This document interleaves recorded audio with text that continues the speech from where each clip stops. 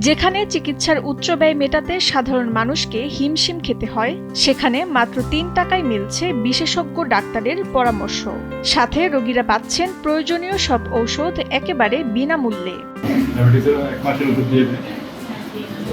পরীক্ষার টেস্ট এখানে করা হয়, এটা আমাদের জন্য ভালো হয়। এক মাসের ওষুধ দিয়ে দিলে আমাদের একটু সাশ্রয় হয়। সব সময় যেন ডাক্তার থাকে, 3 জন থাকে, দরকার নেই, কোনো সমস্যা নেই। আমার বাচ্চাকে নিয়ে আসি মাঝে মাঝে।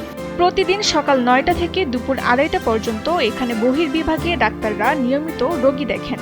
শুধুমাত্র ৩ টাকার বিনিময়ে মানসম্মত চিকিৎসা সেবাই নয়, এখানে সরকারি খরচেই করা যাচ্ছে বিভিন্ন গুরুত্বপূর্ণ পরীক্ষা নিরীক্ষা। প্রেগন্যান্সি টেস্ট হয়, তারপর আমাদের এই কিডনি টেস্ট হয় এবং আরও ম্যালেরিয়া টেস্ট হয়, ডেঙ্গু টেস্ট হয়।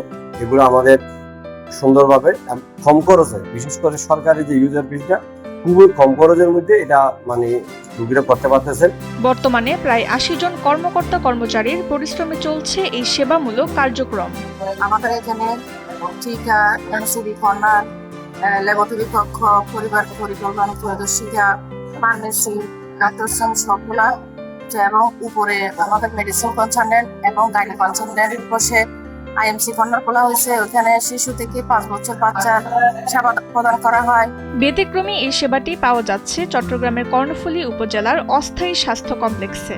লক্ষাধিক মানুষের এই জনপদে চিকিৎসার সংকট মেটাতে ২০২২ সালে বড় উঠান ইউনিয়নের একটি পরিবার পরিকল্পনা কেন্দ্রকে অস্থায়ী স্বাস্থ্য কমপ্লেক্স হিসেবে ঘোষণা করে প্রশাসন।